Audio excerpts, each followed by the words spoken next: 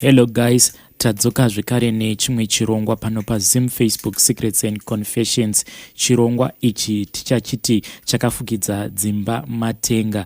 Nenhau yekuti sometimes tinokwanisa kureceive a confession but inenge yakazangana nema problems anowanika muma marriages. Saka tafunga kuti regai tiite tichipatsanura kuti ma confession omira pawo oga. So this show ndiye avo vari kusangana nema problems mukati mema marriages avo, and we can offer them help mu comment section. So our first story of the day iri kubva ku Facebook. Hanzi makadi mukomanashi ndinokutendai nechirongwa chema couples ari mudzimba. Iniwo ndauya nenyaya iri kuitika mukati meimba yangu. Mumba mangu hama dzangu mava kuita sekunge makaberekera ingwe. Situation iri mu marriage yangu yashatisisa kusvika pa stage yekuti umwe neumwe ava kubika nepoto yake. Zvinova zvinondirwadza kuti murume nemudzimai wake muite sekunge mava mabhachura. Umwe neumwe anenge achitokwaya sadza rake, mose makamira pasitovu. Mumba medu daily munototi mubikwe zvisevo zviviri. Dzimwe nguva afunga anongoenda obva anotenga chingwa chake nedrink rake obva atonwa obva atorara. Mukomanashi inini nemudzimai wangu tiri vanhu vanotukana zvekuti tinosvika pakubuda panze pechivanze kusvika murodhi tichingoshaudhana. Zvinhu zvacho zvatinenge tichitukirana sometimes kana ukada kuzvitarisisa unobva waona kuti hapana kana nyaya inenge imboripo, asi tinokwanisa kutomhanyisana usiku hwose nekuda kwekuti ko iwewe wazobatireiko poto yangu. Kana umwe akangoreswa kupindura chimurenga chinobva chatotanga, hondo yacho painozopera munobva matangidza imwe hondo zvekare. Tiri vanhu vekuti tinotukirana hama zvose nevabereki vedu. Mudzimai wangu akatombondituka akati amai vako vanoroya. Iniwo ndakabva ndabaikana ndikabva ndamupindura kuti newewo zibambo rako rakafa rapera muto nekuda kweAIDS. Ndinoziva kuti mashoko awa akashata, asi inini nemudzimai wangu ndizvo zvatiri kuita. Kunyora kudai kutsvakawo help nekuti hama dzakambozama kutonga nyaya dzedu dzikazosvikawo pakuneta. Then kune vamwe vamufundisi vakatanga vachimbotipa marriage counseling, asi vakazosvikawo pakuti bloga paWhatsApp nekuda kwekuti daily vaingozama kutigadzirisa asi hapana kana chaibuda. Saka chikumbiro changu kubva kumagroup members ndechekuti tiri kutsvakawo rubatsiro kuti musha wedu toita sei kuti usaparara, nekuti kunyangwe inini nemudzimai wangu tikati ngatigarei pasi tionesane tione kuti tingagadzirisa sei musha wedu, asi ziva kuti umwe anozopedzisira adzemurwa nembama. Tobva tatanga zvekare musindo. Pose patinotsvaka imba yekuti tigare tinobva pamba ipapo tichiita zvekudzingwa sembwa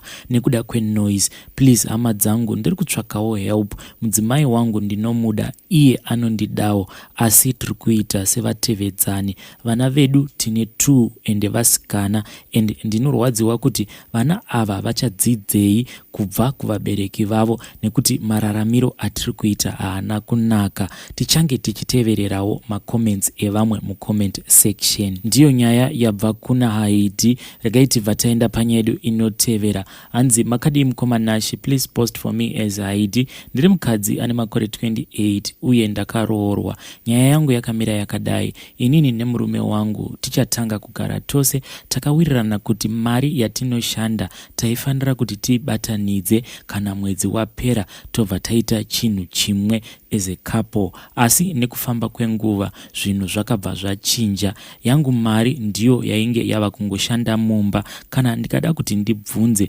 panobva patanga kuitika bongozozo. Sometimes munhu anotosvika pakundirova. Dzimwe nguva anobva ati shandisa yako mari ndichazokupa kana ndatambira. Then kana akatambira anobva angobuda obva aenda.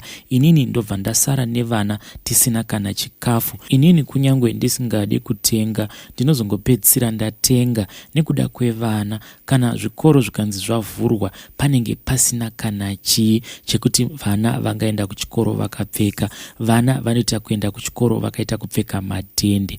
Iye kana ukamubvunza kuti ko uri kufungei pamusoro pevana, iye anobva angoti handiti amai vavo vachiri vapenyu saka ndikagofungei. Kana ndikada kuti ndiende nditange life yangu patsva, anobva anditeverera achiita noise neni. Ende munhu uyu kunyangwe ukamuaccepta back into your life, munhu wekuti haachinje unhu hwake. Ingava imba here yekuti mari yemukadzi ndiyo inoshanda, asi tose tichishanda. Maybe inini ndini ndinofunga zvisiri izvo, pamwe ndo zvinoitwawo kune dzimwe dzimba. Ndoitawo sei, please help me. Ndiyo yanga iri nyaya yabva kuna Haidhi. Regai vataenda panyaya yedu inotevera. Hanzi makadi mukoma, ndapota please chitupa changu vigai henyu. Inini ndiri mukadzi ane makore 43, ndiri kuno kwaGutu. Nyaya yangu yakamira so, vedu murume wangu anodhakwa zvekuti hapana kana musi waanongogarawo pamba achiitawo mamwe mabasa sezvinoitawo vamwe varume. Iye chake ndechekuti kana akangomuka anobva angodya chimunya chinenge chiripo obva atonanga kundari. Kana akadzoka anobva atanga kuita hondo na anyone waanenge angosangana naye pamba. Kune dzimwe dzimba unotonzwa vamwe vakadzi vachiti wangu murume kana akangodhakwa mumba munenge muchiita kunakidza, baba vanenge vachiita kusimuka vachitamba redhiyo. Asi kwangu kutukwa nekurohwa, vana vava kutotya baba vavo. Kana baba vavo vakangodzoka kubva kundari, vana vakangonzwa baba vavo vachiti makadii shumba, vana vanobva vasimuka kuri kutiza vobva vapinda mudzimba dzavo dzekurara. Nekuti murume wangu kana adhakwa hake ukanzwa ava kuti makadii shumba achiri pagedhi, panenge pasina kumira mushe. Dzimwe dzenguva tinototiza tobva tanorara mumakomo kana musango nekutya murume wangu. Ndakambosvika pakuita peace order, asi ndakazotarisa vana vangu zvekare ndikatarisa zera rangu ndikati regai ndingoshingirira musha wangu. Asi ndiri kuona kuti ndichasvika pakutindivadzwa nekuda kwekurohwa zuva roga roga. Iyi ndiyo yanga iri nyaya yabva kuna Haidhi. Regai vataenda panyaya yedu inotevera. Hanzi mukoma, ndinokumbirawo kubatsirwa ndisati ndaita move on.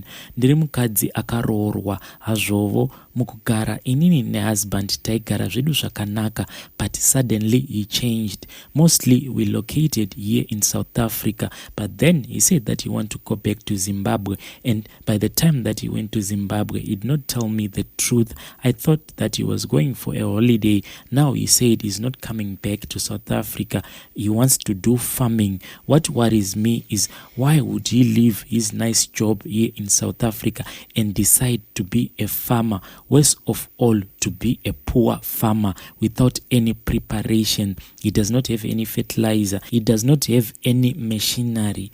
I don't know what to do. Can someone help me out from this situation? Is my husband under a spell, or is there something wrong somewhere somehow? Iyi ndiyo yanga iri nyaya yabva kuna vahanzvadzi vedu ava. Vadiwa vateereri, idzi ndidzo nyaya dzatauya takakubatirai anda Chakafukidza Dzimba Matenga. Tosangana zvekare mune zvimwe zvirongwa zvinotevera.